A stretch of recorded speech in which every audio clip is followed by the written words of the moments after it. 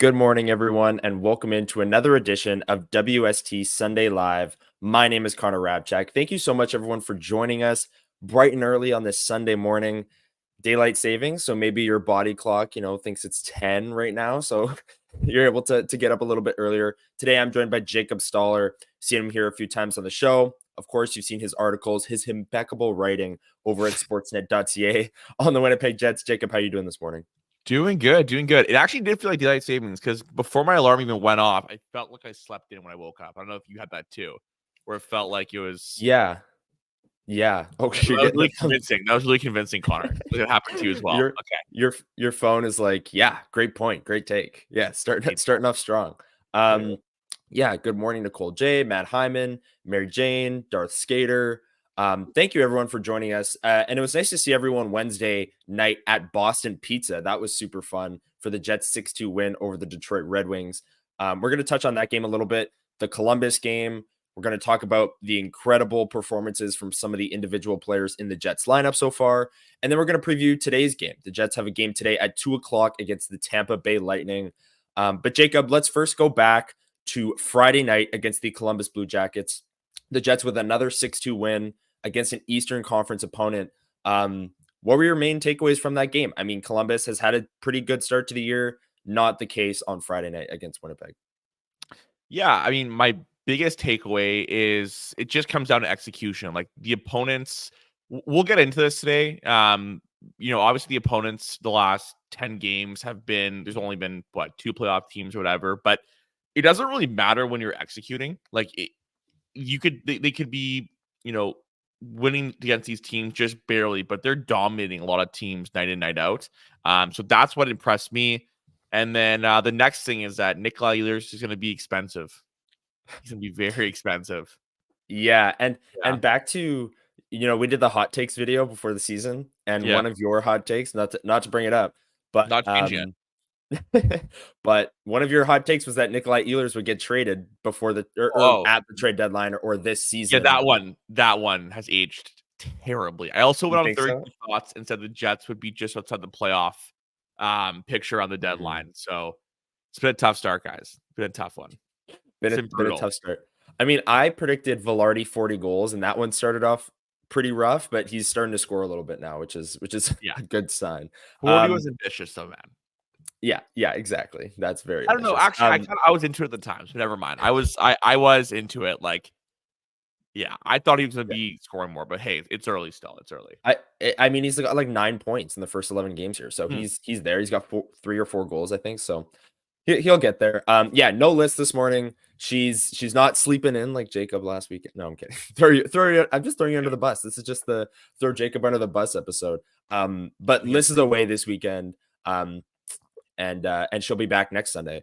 But yeah, that game against Columbus, I agree with you. Like they dominate another Eastern Conference opponent. It's just another Winnipeg Jets game where they look the same. They look incredibly consistent. All lines look the same.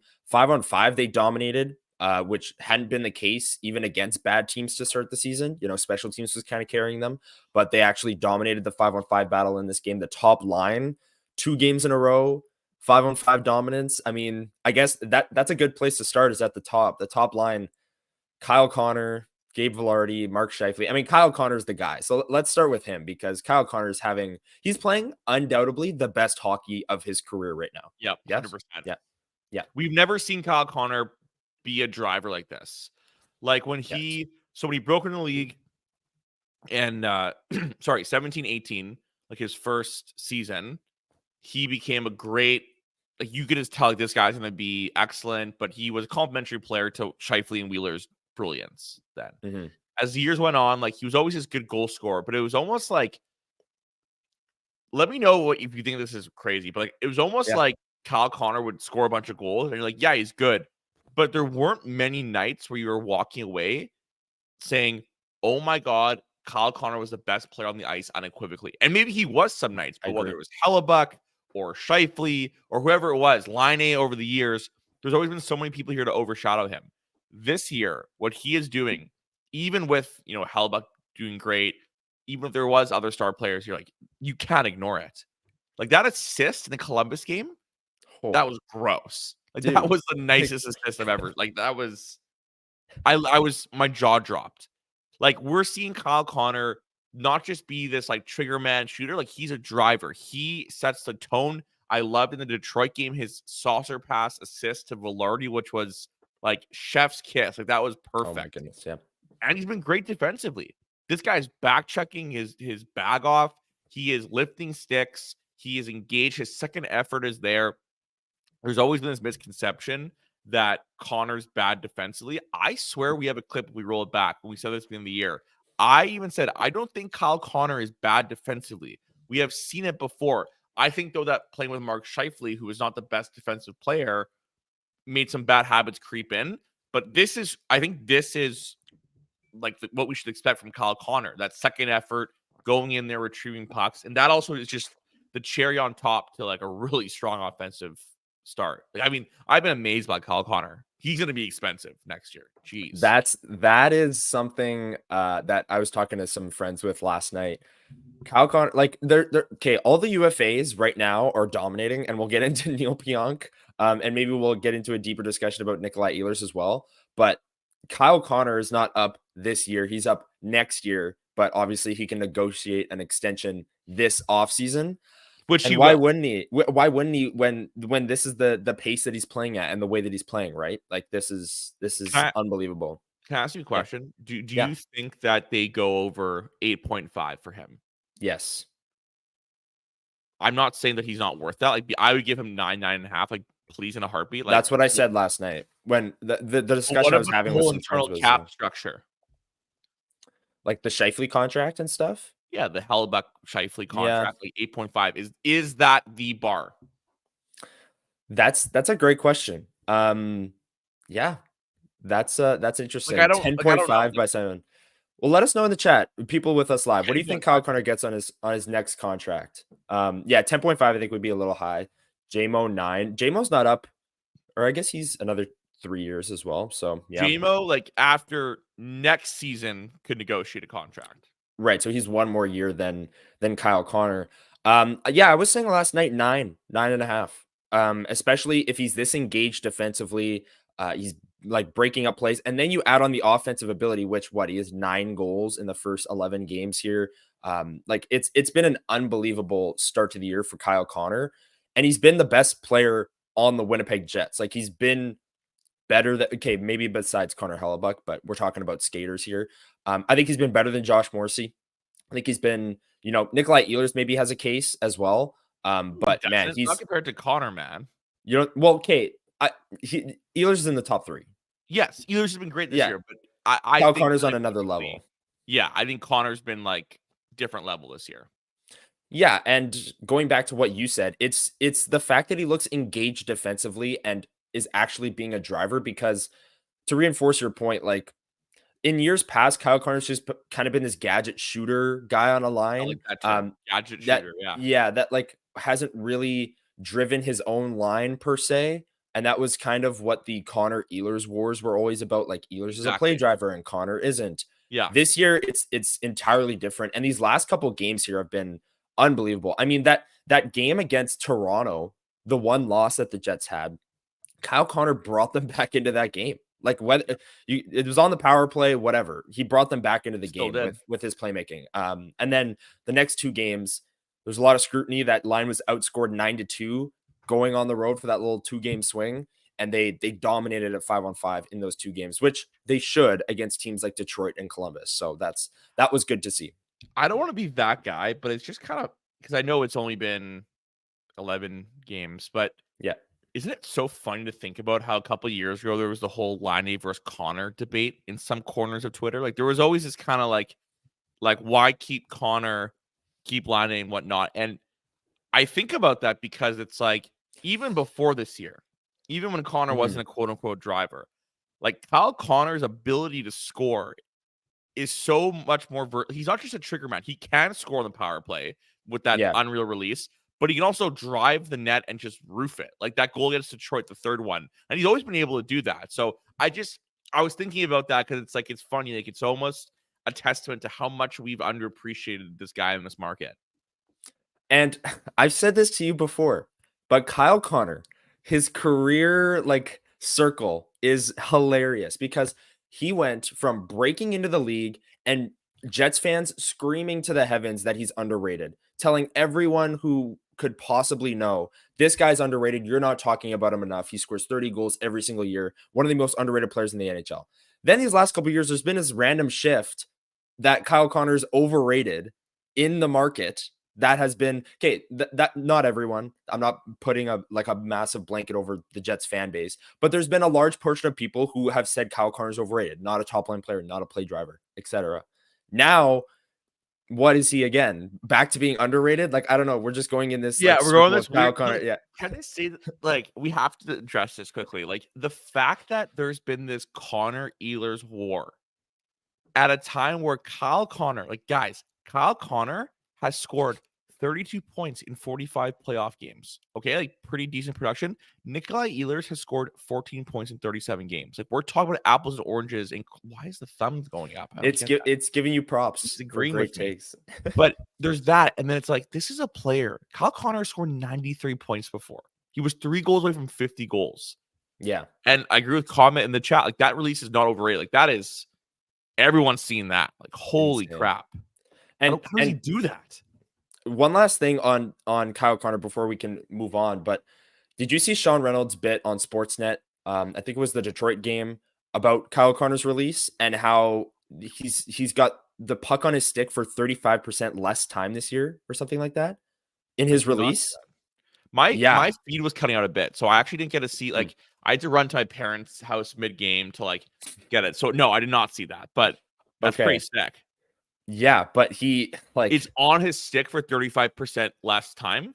Yeah, like his release is 35% quicker, I guess is the easier way to say. Is that NHL Edge or is it Amazon data? I think it was NHL Edge. That's cool.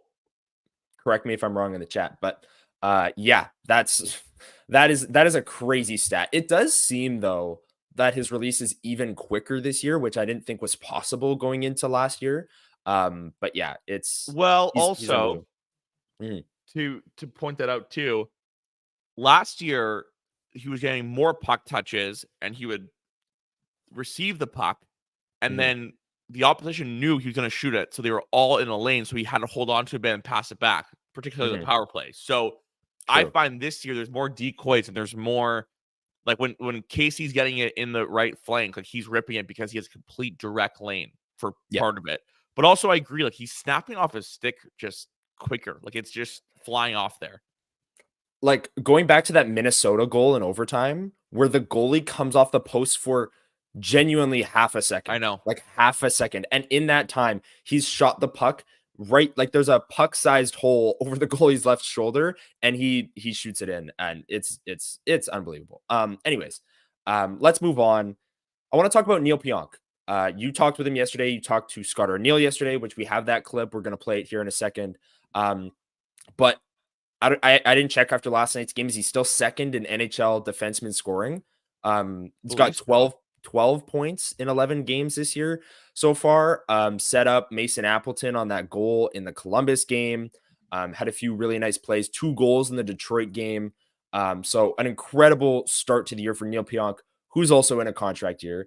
Contract year Neil Pionk. And I'm getting a lot of these mentions on Twitter. Only sign him to 1-year deals going forward. Just get contract year Neil Pionk forever. And the Jets will have a top 4 right-hand defenseman locked and loaded. But what have you seen from Neil Pionk? And then we can get to the clip of you asking. I've seen Neil Pionk answer my prayers because this guy right here said on WST Bull Predictions that Neil Pionk will have a bounce back year, big time. He'll be a definite top 4 defenseman. Like the Neil Pionk discourse is, I'm trying to watch my words here. It is like a little bit of Delulu in this market.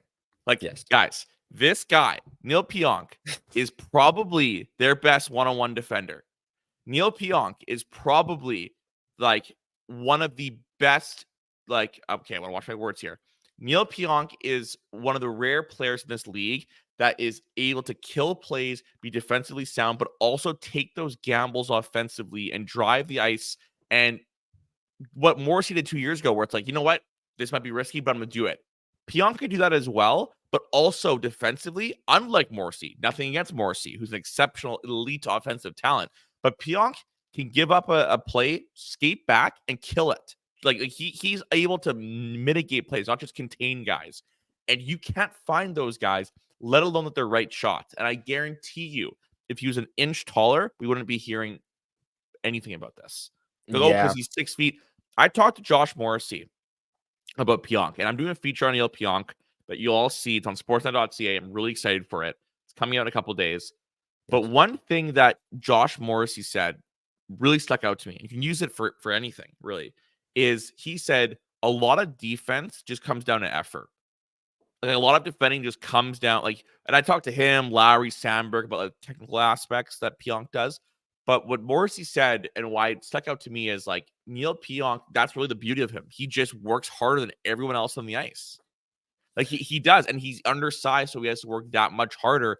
And guys, if you're watching the games, are you telling me that he's losing 50-50 battles? Like the Toronto game, him and Sam were horrible. They'll be the first ones to tell you. Yes. They were brutal. But every other game, or Pionk and then Sam, for that matter, on the other side of they're driving play in their minutes at 5-on-5. No question. They're winning their minutes, no question about it. And that Toronto game, I do want to highlight for just a second because that was the negative part of what we've seen of Neil Pionk over the last couple of years. Like these back-breaking turnovers that lead directly to high danger chances against. We've seen a lot of those over the last couple of years. But if there's one thing you can't question, even when Neil Pionk was struggling, it was his effort all these years. So I'm with you on that. Yeah. A lot of people are taking offense to your take on the one-on-one defending. What do you have to say about that? They think that his weakness is one-on-one defending? Yeah. I implore you all to read my article at sportsnet.ca where I will get a video clip for all these segments, and you will see what I'm talking about. I've talked to several NHL scouts, and this guy's one-on-one defending is unequivocally his best defensive attribute. And here's the thing, too. I can understand where the chat's coming from. Sometimes this is a misconception. You could see Neil Pionk take a gamble, lose, and then be a step or two behind when he's going back to the defensive zone. And it made, I am plugging my own work. The chat, it may look like he's losing things one-on-one because he started a bit late, but to me, that's not a one-on-one situation there. I'm talking about somebody coming out in the rush, one-on-one, he's defending them. He is able to get into their hands, as Arneal says, sticks on pucks, take away their time and space quickly, and mitigate scoring chances. In the first game against Draisaitl, there's a great sequence. Draisaitl's flying down the center ice. Pionk's in a foot race with him. He takes away his ability to get into the inside. Draisaitl gets a shot off, but it's on the outer edge of the slot, not the inside. That's like a 15 to 25% difference in probability of scoring there. Those little subtleties he does are excellent. And listen, you guys can tell me I'm wrong about Neil Pionk, but I will do as they say. I will show my work like we do in school, and you'll all see. I am the biggest Pionk advocate there could be, and I get the concerns with him. We get into this about his contract and stuff, but you want to tell me right now Neil Pionk is not top 4 defenseman? That's for you to say. I don't agree at all. I mean, if he's going to be top 5 in defensive scoring, he's a top 4 defenseman. It doesn't matter almost how he plays defensively if you're going to put up that number of points. Josh Morrissey. Well, Josh Morrissey scored 100 points and was basically a winger, though. True. Good point. Good point. Okay, if that was the case, then yeah. Pionk also saved that goal. I forget what game it was early on. Oh, it was Chicago, and then Mark Scheifele scored. Chicago's coming down, empty net situation. Pionk's one-on-one defending with an empty net behind him. That's suicide for a defenseman, and he's able to step, close that guy off, and then the Jets tied and win the game. But here's the thing too. And I talked about this with Pionk. It's an aggressive mindset. So sometimes he will be on the other end of these decisions he makes. But the fact that he has the guts to just, you know what, I'm going to try it. Right? Arneal loves that. He said it the other day. He'll give his defenseman a chance or the leash to make those decisions. And if they think they have a chance to go out and make a positive play and there's risk, it's an investment. They make the play. And that's what Pionk does. And he's been on the right side of most of his investments this year, put it that way.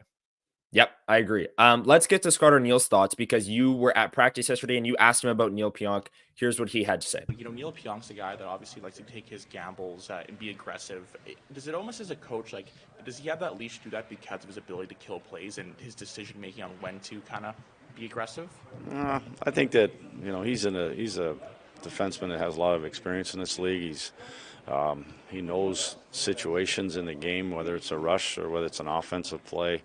Him and Josh. I mean, all of our D. If I expect them, if they have a situation that they can get one step ahead of the opposition, I want them to take that chance, or not chances in the best one, but take that that read and go for it. And that's how you snuff out maybe a 3-on-2, is you blow it up at the red line, or you dive down on a forward before he's ever expecting you to get there. And there's different scenarios where those guys have to use their hockey instinct. P's been in this league; he knows how to handle that both offensively and defensively, and we're seeing a lot of that. Those good decisions right now. And speaking of one more on Pionk here, in terms, he's kind of undersized, so to speak, but he's excellent at killing plays and defending. Like, how rare is that to see someone like him at his size be that way and kind of take away time and space from other players? Yeah, well, that's the hockey sense, and it's also the ability to get into.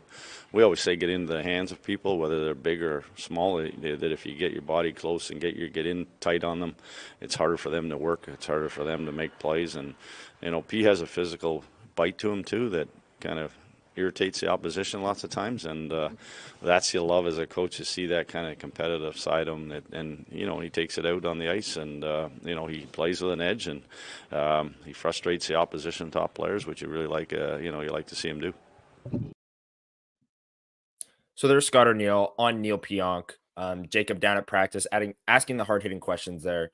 And I think that this is a great point here. Let's put it this way: if the Jets are successful this year in the playoffs, Pionk will have a big part of it, i.e. how he played against McDavid during the sweep. I think this is why, like, year after year, Neil Pionk is described as like an X factor going into the Jets season, because it's always like, if he can play like a top 4 defenseman, then that patches kind of a lot of holes for the Winnipeg Jets on their blue line.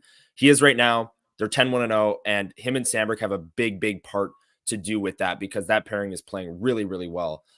Is there anything else, Jacob? I want to ask you about this as well. You had a tweet on Wednesday in the Detroit game on the Niederreiter, Lowry, Appleton trio, and how they generate a scoring chance to start every game. And then in the Columbus game, they did it again. Like, it was Nino Niederreiter on the first shift. Yeah, he made an incredible pad save. Like, Niederreiter had a chance in the slot on his backhand. Amazing. I missed the first 2 minutes of the game. Okay, well, you missed a Niederreiter, Lowry, Appleton chance, but like it's true. What do you think that does for the team also, where like you throw the third line out to start the game, they go and hit everything that moves, and they generate scoring chance? Like, it's money. It's money to start. It's almost like they start out on top, like, in a way. Yeah. Like, because they do that, it like sets the tone completely. And then when whoever's going over the boards next, it's kind of like they have that extra pep in their step. I feel like it compounds. Like, that line, for whatever reason, is able to generate a decent chance at the start of every single game. And it's I mean, they're definitely undefeated when they do that, I would think. Yeah. What happened in the Toronto game? Who knows? I'm trying to remember. I don't know if they did that. Got a really good chance. I could not remember that. Yeah. And then like it's also to start every period, I think. Like, it's not just to start games. It's the third period, Nino Niederreiter scores that goal 10 seconds in. Like, that's disgusting. That's off Ben Sherratt's skate. Yeah. Like, I'm not counting that, but they start every period. They play tough matchups. They win tough matchups. They set the tone. I know that's like a phrase that gets thrown out a lot and doesn't really have any merit. Like, what does that really mean? But if you want to know what setting the tone means, that's what that line does. First shift of every game. Maybe they'll start today against the Point Kucherov Gensel trio, and that'll be how they play. But we'll see. Anyways, Jacob, one last thing on the Jets, and then I want to move into sort of a bigger picture. You brought up Brad Lambert last week. I want to get into that as well. If people are enjoying the stream, make sure you hit the like button down below, hit the subscribe, the notification bell. We're here every single Sunday at 9 a.m. Howard St. James saying, who are these guys? I'm Connor Hrabchak. That is Jacob Stoller. Huss and Remo, they go live Monday to Friday at 1. But we go live Sundays at 9 a.m. talking all things Winnipeg Jets. So hit the like button. We'd really appreciate it. Jacob, Nikolai Ehlers, he had the hat trick. He's in a contract year. What do you like that line really struggled out of the gate in those first 3 games as well, really has hit the ground running and shot way over expectation in every game since. What have you seen from that line and Nikolai Ehlers, who again, contract year, big question marks surrounding him, but he's playing incredible to start this year. Yeah, that line's really, really improved. I think I still have questions about how they'll do down the stretch. I don't know. Like, I mean, defensively they're fine. I just think that they lack a driver down the middle. Anyways, Ehlers though, he's doing Nikolai Ehlers things. Like, I think that this is a guy that when he's comfortable, when he's confident, actually confidence is never an issue for him. I think he's comfortable. Like when he's in a situation with, the linemen that suit him, this guy can be a game breaker. He showed it time and time again. I think that, like, honestly, I think being on the first power play unit has helped him. I think it just, even if it's just like not tangibly, but even just confidence and that kind of thing, like they're seeing an extra gear with Ehlers this year, and he's going to be expensive. And I think that's why the Jets won't be able to keep him or decide not to, frankly. We talked about Kyle Connor. What do you think Nikolai Ehlers gets? Not even talking about years, just AAV on like a 5-year or more contract. Okay, well, the years matter, though. I know, but like anything 5 or longer, okay, shouldn't really change anything, right? Like if it's a 1-year deal, yeah. I think it'll be around 7.5. 7.5. Okay. I think 8 makes me uncomfortable in thinking that, like, just not from the Jets' perspective, but just a little too absurd to think. Like, you look at comparables too, and like since like Ehlers was a $6 million player last, what was it, 6 years? Yeah. So this is the 7th. Yeah. So after 7 years, let's say he was around he had a bit of surplus value. Saying he's an 8 or an 8.5 is a little bit of a leap, I think. I think the playoff inconsistency will hurt him as well. And I think he's turning what?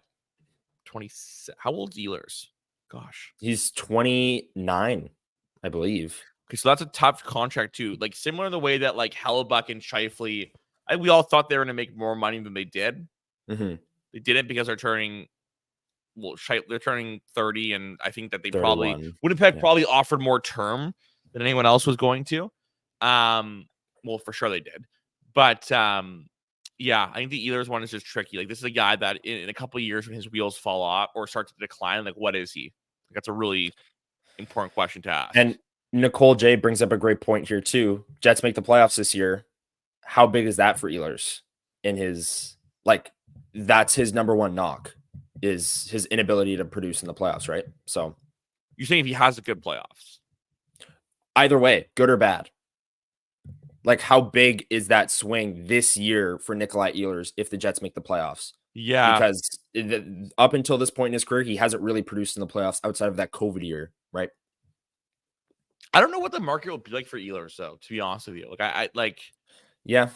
We all I don't think it was very great for Scheifele. Even Hellebuyck, where it's no disrespect to these guys either. Like the market, there's a market there. I'm just talking I don't think anyone's coming out and throwing 8.5 at Ehlers. Whereas with Kyle Connor, if he goes to open market, I think someone will come say, all right, we're emptying our checkbook. Oh, yeah. Yeah. Which was weird for Hellebuyck, don't you think? Well, because he's getting older. He's a goalie. That's why I think. Yeah, I guess. Yeah. Yeah. And then I've had my discussions with you on our drives to and from the rink on how absurd I think it is that Ottinger and Shesterkin and all these guys are asking for more than Hellebuyck, and how I think you still don't understand the concept of inflation. Okay. The salary cap is rising. Yes, but your Shesterkin stays and he makes $12 million. His take-home money for playing in New York is the same as Hellebuck's in Winnipeg. Well, okay, and if I'm living Rangers, in New York, you need to pay him, and you don't pay Lafreniere first. I'm not disagreeing with what they did. I'm just saying, if I'm Shesterkin, I'm ticked off. Yeah. Oh, yeah. In what world is he only worth $3 million more than Lafreniere? Yeah. Yeah. Fair enough. Sammy Smokes, new member of the channel. Thank you so much. We really appreciate it. Yeah, this is going great today. Thank you everyone for showing up on live Sunday mornings, 9 a.m. Lyss Hood saying first ever 10 by 10 for Nikolai Ehlers. Interesting. 10 years. Yeah, first ever 10-year contract in Jets 2.0 history. The max is 8 now, right? I know, like, Yes. they because that was the Rick DiPietro thing where like it's like he said 13 million years, 13 years. Yeah, right. Ridiculous. Yeah, Lyss, we miss you here live on a Sunday morning. You talked about Nemestikov on that second line, and this is a good way to transition, I think, to a Brad Lambert discussion. You brought it up last week, how well, maybe I'll just get you to reiterate your point from last week on Brad Lambert, where you think he's at. Do you want to talk this first? You went to 2 Moose games this weekend. Like, I feel like you have the right to start this Yeah, out. Up to you. Sure. Yeah, I did go to 2 Moose games, and and if I'm being honest, like, he was fine. He was fine. Yeah. He had some good chances. He had some fumbled pucks here and there. Like, he wasn't dominating. Again, it's two random games in November on the Manitoba Moose schedule, but I'm not ready to say, like, call Brad Lambert up right now. He's way too good for the AHL. Now, there is one point I want to make. I was talking to some people up in the press box about this, Lyss especially, but other people as well. Brad Lambert, there were a couple times where he would go to make a play. You know, Mark Scheifele was curls on the wall and is like assessing his options and makes a pass, like cross seam to Kyle Connor, who one time's at home. Like, you see that all the time. Brad Lambert would do that, and there would just be nothing. There'd be absolutely nothing. So he has to try and make a move around a guy who's charging at him, and he'd miss it. And there's no one around him. Here's my overarching point is a lot of times we say players are too good for the AHL because they're dominating, but sometimes players can be too good for the AHL because of situations like that. And that happened not just once. It happened like 3 or 4 times in the game where he's got the puck on his stick for 3 to 4 seconds in the offensive zone, which is a long time, and no one's open. Again, I'm not saying like he's too good for the AHL or anything like that, but I think that comment sometimes gets misused in a way. Like, he could be too good for the AHL because he's playing with players who don't get open, and that's not developing him any further. Like, he has the puck on his stick longer, but he's not doing anything, you know, like he's just kind of on his own. He was playing with Axel Jonsson-Fjallby and Kevin Conley yesterday. And like, Axel Jonsson-Fjallby, penalty killer, speed guy, not a guy who's going to find the soft areas in the offensive zone and get open for Brad Lambert, you know, like that's interesting. What do you think about that take about how, like, not only can players be too good for the AHL, like Logan Stankoven, like, crushes the AHL, but like also there's just, you're too good for the AHL because players around you aren't doing enough to help you out. I was talking to a scout that has seen a couple Moose games last year, this year as well. He's caught a game or two. He's caught a couple this year, yeah. And he made a point to me that Brad Lambert, first of all, is taking a huge step from last year, but second of all, kind of to what you said, almost verbatim, Connor, but that he's in this weird in-between where in the AHL, there's no one around him that can keep up with him, and all the offense flows through him. Yeah.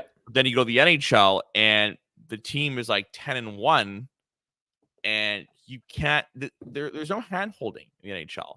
We're not going to the NHL for Brad to figure it out, and we're gonna, like, you know, Brad's gonna be there.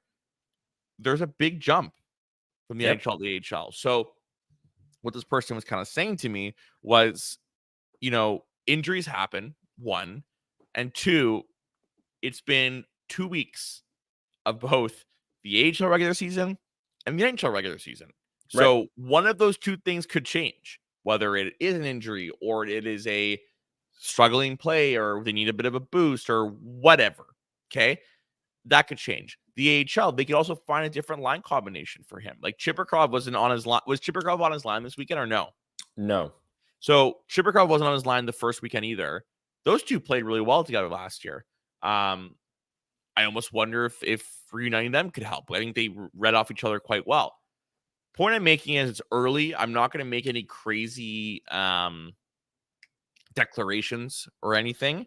But what this person was saying is that, like, you of the two options, the most damaged or the one with the highest potential to create harm is throwing in the NHL far too early. And it's true. Like, you listen, I get what you're saying, your point about too good. Like, I hear you, Connor, but you started this by saying he was decent. And I even no, he think was that there you got like there's a level. Like, he's not elite enough to in the NHL or the AHL. Sorry, put it in the NHL. He's not elite of a player enough to get off of just raw skill alone. He's a notch below. He's not Ehlers speed wise. He's not. Right. Yeah. Different edge work. Like, he's a different player. So because he's a notch below that person, or that caliber of player, those little things matter. Like those down low battles, like those things are going to do him in when he's in an NHL game. So that's my pessimistic approach, I guess.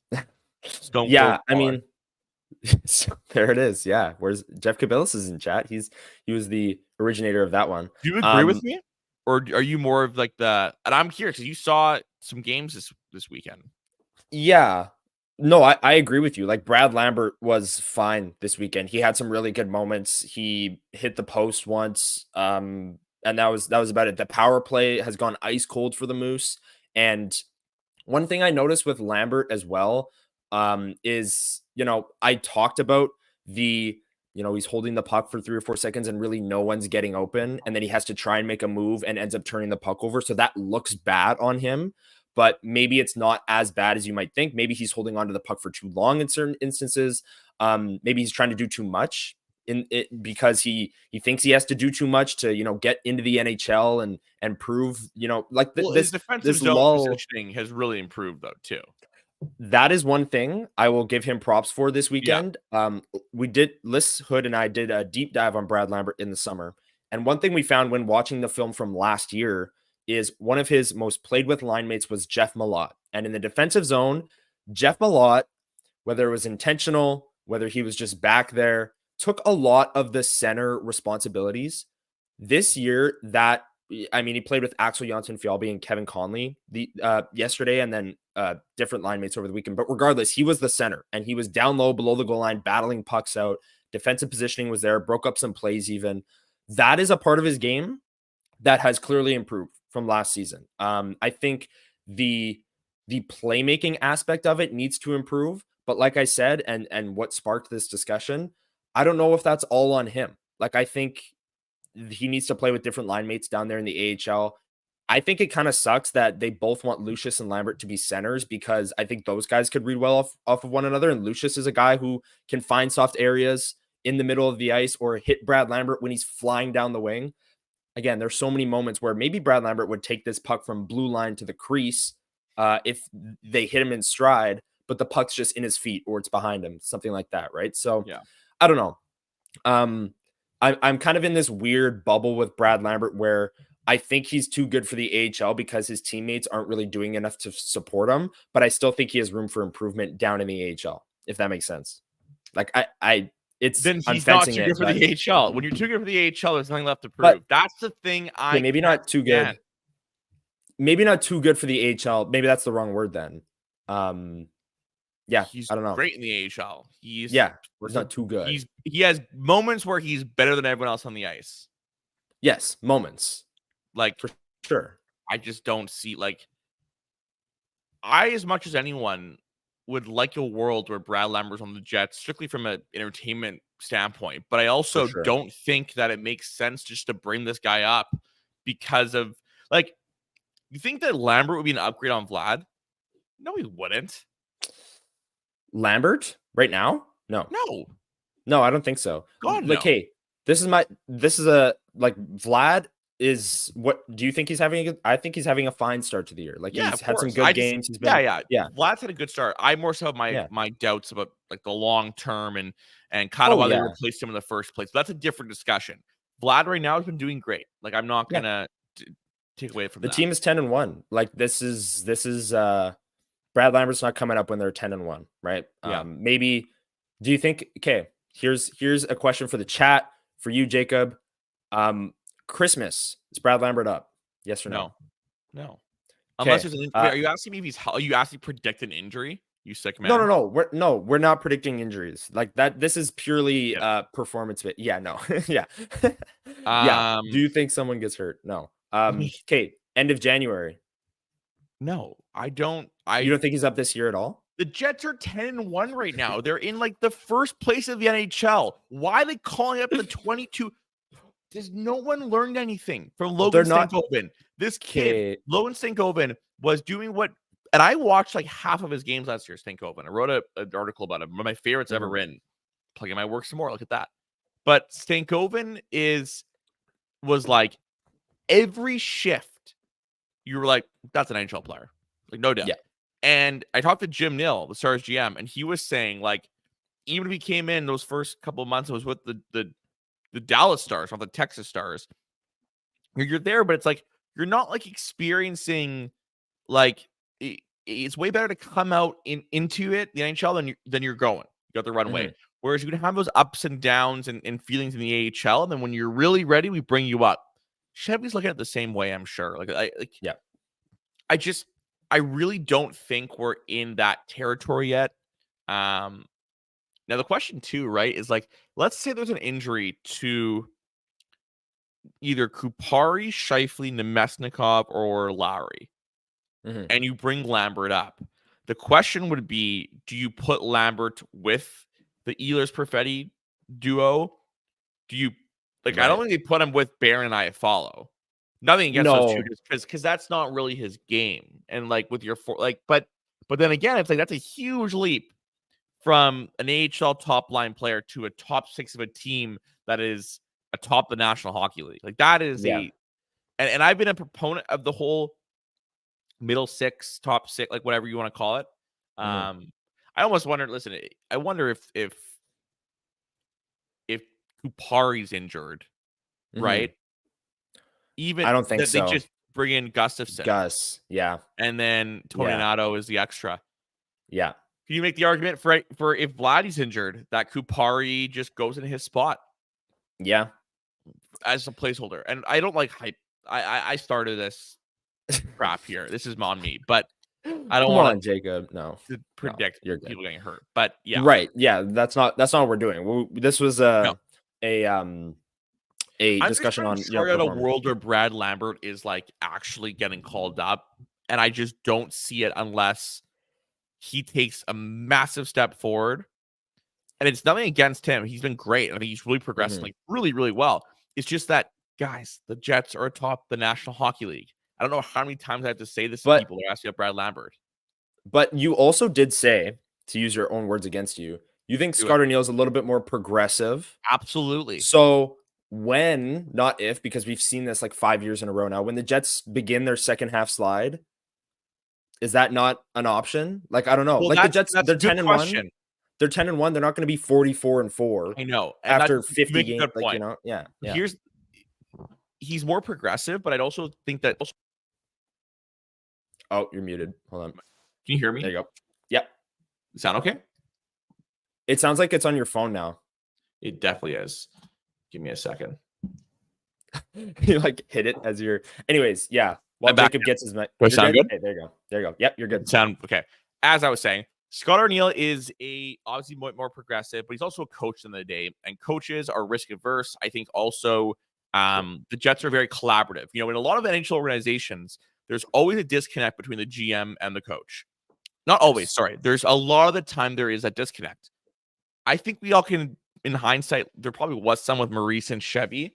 If you line up some of Chevy's public comments with Maurice's, there was sometimes views there. But let's say for the most part here, everyone in Winnipeg's on the same page. Like everyone here in Winnipeg, you know, whether it's down from ownership to coaches to the hockey ops to the analytics to the scouting, it all runs through, like, they're truly a team. And I think there's a holistic view to what Brad Lambert can be. Yeah. And it's not just this speedy guy they really want him to be an all-around good center for them.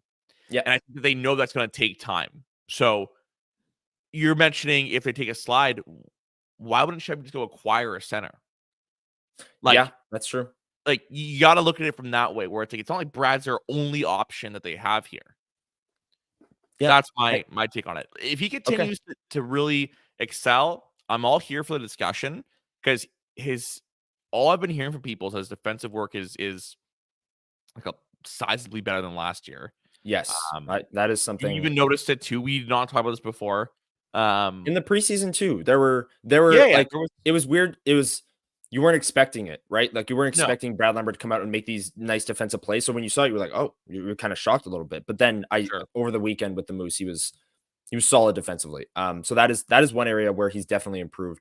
A lot of people moving on to today's game, which we will do in a second here. First, we're going to hear from Scott Arniel. The Jets now return home for a 4-game homestand, taking on Tampa Bay today, Utah on Tuesday, Colorado on Thursday, and then Dallas on Saturday.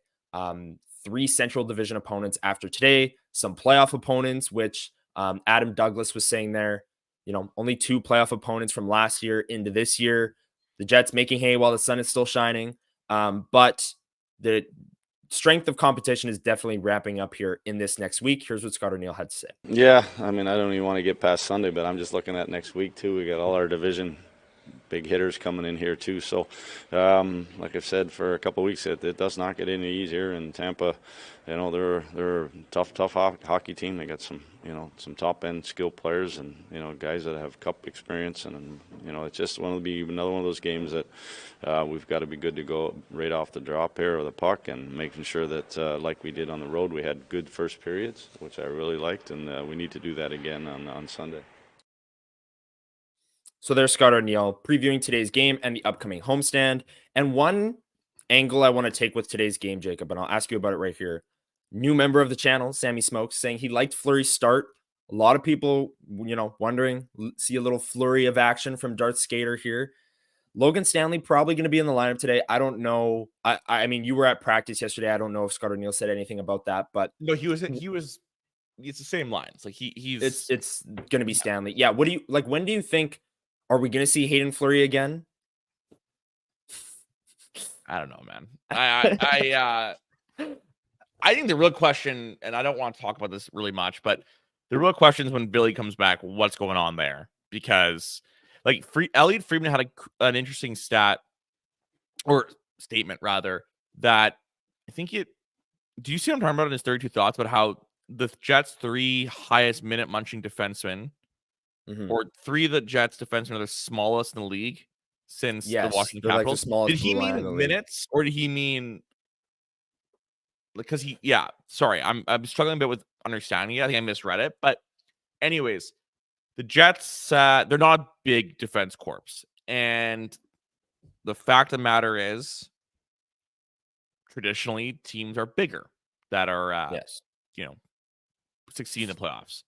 But there's a line between that ideology and reality.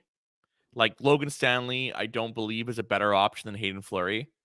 I don't believe. So we haven't seen enough from Billy to make this statement, but I would hedge a bet that Billy, if he can figure it out, or assuming he goes back to where he was before. Yeah, I believe that Billy on his game is sizably better than Stanley, enough that it takes away that whole size over skill debate. So those are my opinions of the situation. I think a lot of Jets fans feel that as well. I have no idea how we're still in this situation. And neither do I. It's not even disrespect to Logan Stanley. It's actually more like to the organization. Like, guys, it's been 8 years. Like, how can we call Logan Stanley a young... How old is Logan Stanley? 25? He's older than me. I think he's 26. Okay, continue your point. Hold on. Yeah. You look it up. I got it right here. Logan Stanley, guys. 26. He's 26 years old. Yep. He is 4 years from 30 years old. And the organization is treating him like, not kid gloves, but like, this guy gets time and time again, like, thrown into it. And it's not really working, guys. Like, it's just not working.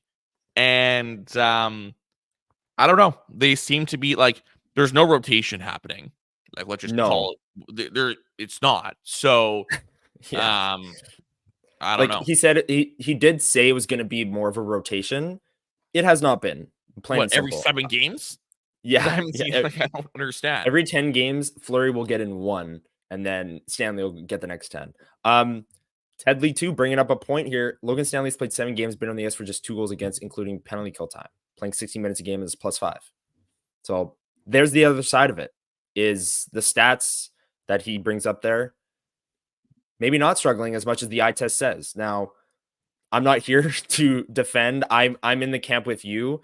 I do think Logan Stanley's struggling, despite, maybe the plus minus where he might have nothing to do with a play and gets a plus because Kyle Connor goes between the legs and feeds one over to Gabe Vilardi or something like that.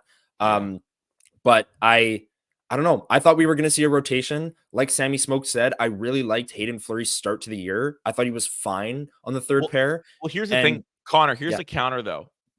Yeah. I bet you the Jets see it from the standpoint of we are winning 10-1. And if we can get this to get the best out of Stan, and then we'll get him in playoff time and he'll be good, then it's all worth it. I generally think that's what they otherwise, like, this makes no sense. Yeah. I mean, you talk to people that still say that Logan Stanley needs more time and things like that, right? Like that's a common thing. But like you said, he's 26. It's time. And this is who he is as a player, right? One thing that's interesting I will bring up is last year when he got into the lineup, he was very, Rick Bowness mentioned this and we saw it in the actions. Logan Stanley was like fighting and, standing up for teammates and things like that. And because he needed to play his way into the lineup, he was fighting and doing that for the coaching staff. He hasn't fought this year yet, which is interesting. Which I'm not saying he should just go recklessly fight for no reason. But like I would have thought at this point that he would have a fight to, prove that he needs to stay in the lineup, but which is a dumb way of thinking about it anyways, but he just hasn't. And Hayden Fleury just hasn't played since. And again, we brought up the upcoming schedule there. Which game do you put Hayden Fleury in? Utah has a really young, exciting, good forward core. If that's his first game back, that'll be a struggle. Tampa Bay, Kucherov, Thursday, McKinnon, and the Avs, right? Like you can match up, you're at home, but there's some tough matchups coming up here. Moving off of the Stanley conversation, this homestand, the Jets have only played 2 playoff teams from last year. Can we not move off the Stanley conversation for one thing? Yes. I was just one last thing. Go for it. Yeah. Someone in the chat said that they put out some stat about plus minus, right? Yeah. I will counter it with this. Since the season started, there's been 179 defensemen that have played over 105 minutes. Okay. Logan Stanley ranks 152nd in high danger shot attempts against when he's on the ice. When Logan Stanley's on the ice, they're getting pelted with high danger shot attempts, significantly more than when he's not on the ice. So I think we got to look at the micro there. Sorry, now I'm zoned in. I was in a rabbit hole there, man. No, you're good. You're good. You're finding the deep dive stats. I knew it could not be true that he was good analytically. No, I mean, everyone, like a lot of people in chat. He's in the 15th percentile of high danger shot attempts against. Yeah, like that third pairing. That third pairing, has. Yeah, that third pairing has struggled since Stanley's got there, and Colin Miller's been fine. Scored the goal against Detroit, but I don't know. It's just the last thing I'll say, you mentioned the fighting thing, but one thing I'll say about Stanley, and like it's really weird, but like I almost think a lot of his struggles are, you could tell understandably that like he has been told he needs to be physical, and you'll see him overcommit on plays and make the physical play to accommodate that. But I think it actually kind of trips him up a bit because it's like it's not like he's overcommitting to do it. He's probably hyper worried about making a hit. And in turn, he can't defend as well. So that's one thing I noticed. Sorry, let's get off of Stanley. No, all good. Let's move on to the homestand. They have a game today against Tampa Bay. Tampa Bay playoff team from last year. Really fun team. Added Jake Gensel. I'm so excited to watch their top line of Gensel, Point, Kucherov. They're so good. What are you looking for in today's game? And then we can talk about the homestand in general, where the strength of competition is really ramping up for the Jets. Yeah, I'm really curious to see two things. Number one, how Scheifele, Velarde, and Connor fare against a hard forward-checking Tampa Bay Lightning team that's in your face. You can't lollygag around the blue line and go east and west. You got to be direct. Turn pucks over. You can't do that. They will make you pay. So I'm curious to see that. And then also the same kind of lens, the Pionk and Samberg pairing. How are they going to handle oncoming pressure coming in? I talked really glowingly about Neil 20, 30 minutes ago, but I'm not going to pretend that he didn't, have a couple pizza parties out there for the Leafs when they played. Like it wasn't great. So that's what I'm really curious to see. And then also too, like Tampa to me is so interesting because I saw, how many games have I seen them this year? Twice, 3 times? I don't know. And like whatever the standings say about Tampa's like, they're still the pinnacle of this league in terms of like what a team is that knows how to win. Yeah. And they're depleted in certain ways, but just any given night, truly, they can win a game if they're down or whatever it is. And Cooper's got a great ship there. How can Lowry's line defend that top line? That's what I want to see. And it's not, I actually kind of believe they totally can. They've done it against in the regular season against other top lines. But those are the key matchups you want to look at, because that's sort of like the telling sign of whether what the Jets are doing has some weight to it. Can they shut down? Can they outscore? Can they tread water against these high upper echelon teams? I think that everybody watched the Toronto game as a bit of a sour taste in their mouth in that organization, because they beat Edmonton the first game of the year. Toronto. So yeah, that's probably it. Like it's actually hilarious. The Jets are 10-1 and their 1 losses against Toronto. Like that's just classic. Yeah, I hate Toronto fans. Like I lived there for 4 years. I understand Winnipeggers' distaste for Toronto, and I find it hilarious that Toronto fans get engaged in discourse against Winnipeg online. They all live in shoeboxes, right, guys? They all live in shoeboxes. Right, exactly. And Bleacher Report picked up I had a tweet of the fan at the game who had a sign that said, "Help, my dad is a Leafs fan."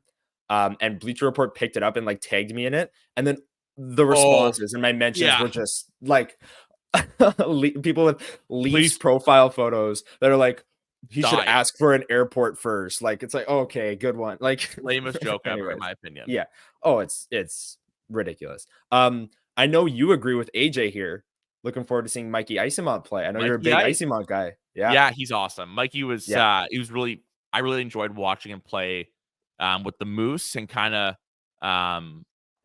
evolve into this like hidden energizer buddy, and then with the Jets too. Mikey is a great person. One of the most interesting guys you'll meet in the league. He's funny story about Mikey Eyssimont. I also did write about this in the story, but it was talking to Declan Chisholm, and he said a great story about how when Mikey Eyssimont showed up to the Jets in, would it have been 22, 23? Was Mikey Eyssimont? Believe that was the year. No. He was there for 2 years, though. With the Jets? Who was Mikey Eyssimont on last year? Tampa Bay. I'm blanking hard, guys. Sorry. Mikey last Eyssimont? year, sorry. So this is Tampa. Yeah. Sorry. So 21-22. Yeah. That year, his first year as part of the Jets, he went to the informal training like a couple weeks before training camp opens. As a lot of people know, probably you'll notice some of the Jets are skating the Iceplex together. They have informal skates, so it'll be Moose and Jets players a couple weeks, maybe even days. And Eyssimont did it, and the first practice, he is going 100 miles per hour, like balls to wall, stripping pucks from Blake Wheeler, like throwing his body around. And Chisholm just said that Wheeler was like, "Who is this guy?" Like said to them, like, "Who's this Mikey Eyssimont guy?" And then we all learned to find out. Didn't work out here, but he's that guy's nails. He's an energizer, buddy. He has kind of had a tough go this year in Tampa, like 1 point in 10 games, but would have been nice if the Jets could have kept him around. He was a fun guy, but I think for the Jets, like, it was one of those things where like Morgan Barron makes more sense to have in that fourth left wing role. Right. I follow too. So just a matter of circumstance, and he figured it out elsewhere. So yeah, good for him on figuring it out in Tampa Bay. Just real quick on Tampa before we move on. Gensel, Point, Kucherov this year, their 5-on-5 goal share, 80%. They're outscoring their opponents 12-3 at 5-on-5 this year. Yuck. That is 12-3. So you brought up that pretty nasty, hey? Like it's been he's the perfect guy for that line. for them. And Kucherov's shooting the puck more this year. He has a lot more goals, at least to start the year. And it's really, really gonna be that matchup that you mentioned. Lowry, I'm sure, is gonna be matched up against that line. Again, you can't hard match every single play, every single shift. So the Scheifele line will get some. And they really can't turn the puck over at the blue line, which has killed them this year against lesser competition. But if they are turning pucks over the blue line and extending D-zone shifts against Gensel, Point, Kucherov, they're cooked. They're going to get scored on. So it's... Yeah, you know what? They can't get caught in their own zone. Like it happens a lot where it's a long... Like they can't. Like Point will... He's an assassin, man. He'll chop him up. Like Kuch too. Like I just... Yeah. Jets fans are in for a treat. Guys, I think Braden Point is like probably the most underappreciated player in the National Hockey League. Like number one. The most underrated? Or under... Okay, you said underappreciated? Yeah. Like because the Tampa era has been like Stamkos and like Redmond and Kucherov and stuff. And it's like he's Vasilevsky. Like so he's like maybe the fifth most recognizable guy there, but there's not many centers in the league that would take over Braden Point, man. Yeah, I love Braden Point. He's really, really fun to watch. That entire top line full of fun to watch players. So this will be a really good game today. Thank you everyone for watching WST Sunday Live. Make sure you hit the like, the subscribe, and the notification bell so you don't miss the notification every single Sunday at 9 a.m. Even on daylight savings, you'll be notified at 9 a.m. if it's a little bit later than you're used to. We really appreciate it. Jacob, one more point I want to bring up has nothing to do with the Winnipeg Jets. Oh God. This is the time of the show where we bring up the most random takes is at the end, right? Yes. I'm looking ahead to the at the forecast for next weekend's West final. The Bombers are playing the Riders. The Rough Riders beat the BC Lions. Is this your way of telling me you can't drive me to the game? Yes, I can't drive you to the game. I'm going to the West final. But thank you. This I looked at the weather and this pissed me off. It's supposed to be 10 degrees and sunny next Saturday, for November 9th. And you might be thinking, that's a gorgeous November day. Why is that a problem? Every single time someone mentions the Bombers getting home field advantage in the playoffs in the West Final, it's like, you got to go to Winnipeg in November and bear the conditions. I don't want it to be plus 10 and sunny. I want it to be like -3. Like I want to be bundling up, putting on a scarf, a toque. Like can't feel my toes by the second quarter. Like that is a part of the West Final atmosphere. I don't want it. Maybe like -10. Like plus 10 and sunny is a joke. Yeah, that's a joke. That's so. I don't know if this is like. But like also, let me know. Not even just Winnipeg though. Like all of Canada in November, CFL football this time of year, you're supposed to see your breath. Yeah. You're not like it's weird for it to be like a chilled, nice, decent day. So that is kind of wrong. I'm glad you agree with me on this because I completely agree. Like it's like it takes away the whole like. Why else are you to wear toe warmers? Whatever the hell you got on there? Like, what's your fit at a Bombers game for a West Final if it's freezing? Final. Okay, the West Finals the past couple of years, and then that West semifinal against Edmonton where it was like -25 was insane. That's maybe a little too cold, but you go parka and jersey over it. Parka, jersey over it, toque, scarf, mitts with like the warmers in the mitts. You got the toe warmers in the boots and with like snow pants if it's really cold. Yeah. So like that's what I want. Outfit to eat popcorn in, hey?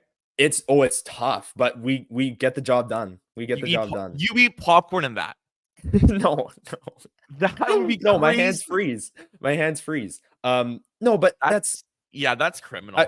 I'm sorry. Like again, people will look at it and say, "Oh, the West Final, it's gorgeous. It's 10 degrees and sunny." No.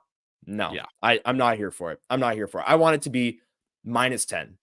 Over +10. It's a part of the experience. The Jets are playing. Is it Dallas? Yeah. Dallas at 2. Yeah, that's like the Jets' best opponent so far this year is happening same day. Tell us, maybe it was our friend Darren Bombing, but didn't they move the start time? Yes. So what was it? the Jets game was at 6 and the Bomber game was at 5:30. So they moved the Jets game to 2. Oh, okay. So the Jets game's earlier, and now the Bomber game, which I think they might move to 6 even. They did that 1 year. It might have been last year actually, where they moved the Bomber game to 6, like just back half an hour so that people have that extra time. But I don't know. Maybe they won't. We'll see. But they should have shuttles from CLC to IG for people that have the double ticket package. For us, just for us. Just for us. Yeah. Just for us. Just someone standing out there with like a hustler sign. Yeah. I'm looking for one guy only. Yeah, but I needed to say that because we wouldn't have a chance to talk about that until next Sunday, which next Sunday will be the day after the Bombers and the Jets play, the Super Saturday. I'm super pumped for that show because we'll be able to, obviously, we're going to talk Jets. That's the point of this show. But we'll also be able to talk about that gorgeous November day at the West Final. Oh, unbelievable. I'm not looking forward to it as much as I was. It's the experience. Like the Banjo Bowl Saturday is always 17 degrees and sunny, like a crisp fall day. It's always perfect. Yeah. And this year it was as well. It's like you need the right weather for these games, and plus 10 for a West Final is just not. It's just a joke. Thank you, Snackatoba. Great question. Am I on the Icy postgame show today? I am. I'm joining Dave. Unfortunately, he's Unfortunately, I was asked to be on the Icy. No, but join us after the game. Me and Dave breaking down Jets Lightning. We previewed it here. I'll have my takeaways there. I'll have my article with a legal curve later on as well. Tons of great stuff today, Jacob. Maybe plug what you've got coming up. I know you did that a lot throughout the show. I have a Neil Pionk feature coming up. If you didn't already know. That is all. No, yeah. I'll have something after the game today. Got a little something on Pionk. It'll be out in a bit, and then maybe someone scores a Houde tonight, and they'll change whatever I write about tonight. Nikolai Ehlers again. No, Gabe Velarde. Macarena. Macarena. Okay. Have a great day, everyone. Thanks for joining us on Sunday Live. We will see you next Sunday after the Super Sports Saturday, Jets at Stars and Jets at Bombers. Make sure you join, or Jets at Bombers, Bombers and Riders. Make sure you join Huss and Remo 1:00 Monday through Friday. They'll have a lot of stuff previewing the Bomber games this week, breaking down the Jets game from today. As for this episode, hit the like button on the way out. Thanks for joining us, everyone, and we will see you next Sunday. Peace.